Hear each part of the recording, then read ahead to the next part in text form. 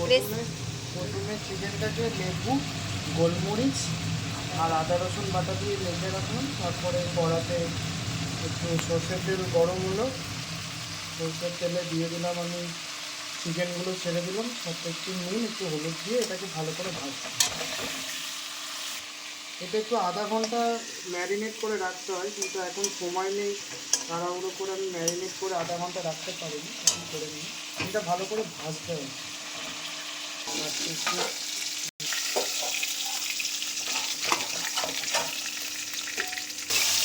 হালকা করে একটু ভেজে নেব।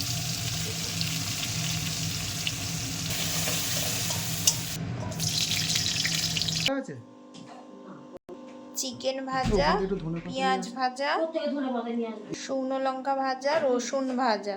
দেখে আসুন। এবার এইগুলোকে ভালো করে ভর্তা তৈরি হবে। এখন রসুন আর শুকনো লঙ্কা, একটুখানি নুন, প্লিজ হতো না দেখি হাত ছাড়ি। যে চিকেন পিসগুলো, এগুলোকে একদম স্ম্যাচ করতে হয়। যেটা তুমি করার কথা সেটা তুমি করছো না।